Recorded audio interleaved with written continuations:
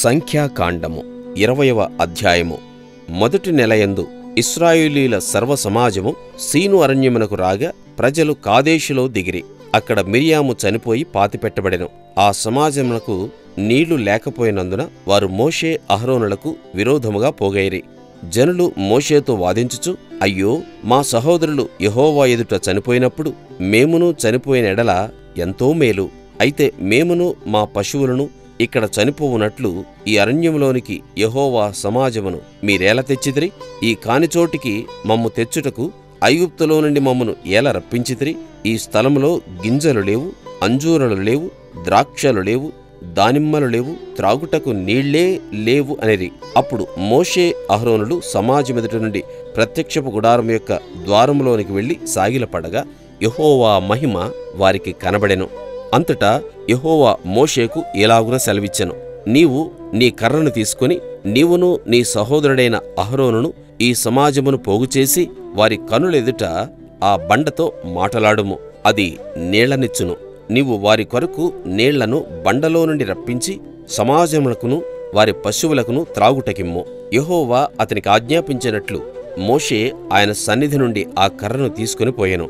తరువాత మోషే అహరోనులు ఆ బండ ఎదుట సమాజమును పోగు చేసినప్పుడు అతడు వారితో, ద్రోహులారా వినుడి, మేము ఈ బండలో నుండి మీ కొరకు నీళ్లు రప్పింపవలనా అనెను. అప్పుడు మోషే తన చెయ్యెత్తి 2 మారులు తన కర్రతో ఆ బండను కొట్టగా నీళ్లు సమృద్ధిగా ప్రవహించెను.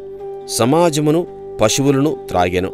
అప్పుడు యెహోవా మోషే అహరోనులతో, మీరు ఇశ్రాయేలుల కన్నులెదుట నా పరిశుద్ధతను సన్మానించునట్లు నన్ను నమ్ముకొనకపోతిరి గనుక ఈ సమాజమును నేను వారికిచ్చిన దేశములోనికి మీరు తోడుకొని పోరని చెప్పెను. అవి మెరీబా జలమనబడెను. ఏలైనగా ఇశ్రాయేలీయులు యెహోవాతో వాదించినప్పుడు ఆయన వారి మధ్యను తన్ను పరిశుద్ధపరచుకొనెను. మోషే కాదేషు నుండి ఎదోము రాజునొద్దకు దూతలను పంపి, నీ సహోదరుడగు ఇశ్రాయేలు అడుగునదేమనగా, మాకు వచ్చిన కష్టము యావత్తునూ నీకు తెలిసినది. మా పితరులు ఐగుప్తునకు వెళ్ళిరి. మేము చాలా దినములు ఐగుప్తులో నివసించితిమి. ఐగుప్తీయులు మమ్మను మా పితరులను శ్రమపెట్టిరి. మేము యెహోవాకు మొరపెట్టగా ఆయన మా మొరను విని దూతను పంపి ఐగుప్తులో నుండి మమ్మను రప్పించెను. ఇదిగో, మేము నీ పొలిమేరల చివర కాదేషు పట్టణంలో ఉన్నాము. మమ్మను నీ దేశమును దాటిపోనిమ్ము. పొలములలో బడియైనను ద్రాక్ష తోటలలో బడియైనను వెళ్ళము. బావుల నీళ్లు త్రాగము. రాజమార్గమున నడిచిపోయేదము. నీ పొలిమేరలను దాటు వరకు కుడివైపునకైనను ఎడమవైపునకైనను తిరగకుండా పోయేదమని చెప్పించెను. ఎదోమీయులు, నీవు నా దేశములో బడి వెళ్ళకూడదు, నేను ఖడ్గముతో నీకు ఎదురుగా వచ్చెదను సుమీ అని అతనితో చెప్పగా, ఇశ్రాయేలీయులు, మేము రాజమార్గముననే వెళ్ళెదము. నేనును నా పశువులను నీ నీళ్లు త్రాగునెడలా వాటి విలువనిచ్చుకొందును, మరేమీ లేదు, కాలినడకనే దాటిపోవుదును అంతే అని అతనితో చెప్పినప్పుడు అతడు, నీవు రానే కూడదనెను. అంతట ఎదోము బహుజనముతోనూ మహాబలముతోనూ బయలుదేరి వారికెదురుగా వచ్చెను.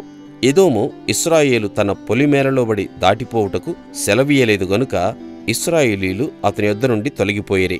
అప్పుడు ఇశ్రాయేలీయుల సర్వసమాజము కాదేషులో నుండి సాగి హోరు కొండకు వచ్చెను. యెహోవా ఎదోము పొలిమేరల యొద్దనున్న హోరు కొండలో మోషే అహరోనులకు ఈలాగు సెలవిచ్చెను, అహరోను తన పితరులతో చేర్చబడను. ఏలైనగా మెరీబా నీళ్ల యొద్ద మీరు నా మాట వినక నా మీద తిరుగుబాటు చేసిదిరి గనుక నేను ఇశ్రాయేలులకు ఇచ్చిన దేశమందు అతడు ప్రవేశింపడు. నీవు అహరోనును అతని కుమారుడైన ఎలియాజరును తోడుకొని హోరు కొండ ఎక్కి అహరోను వస్త్రములను తీసి అతని కుమారుడైన ఎలియాజరునకు తొడిగించుము. అహరోను తన పితరులతో చేర్చబడి అక్కడ చనిపోవును. యెహోవా ఆజ్ఞాపించినట్లు మోషే చేసెను. సర్వసమాజము చూచుండగా వారు హోరు కొండను ఎక్కిరి.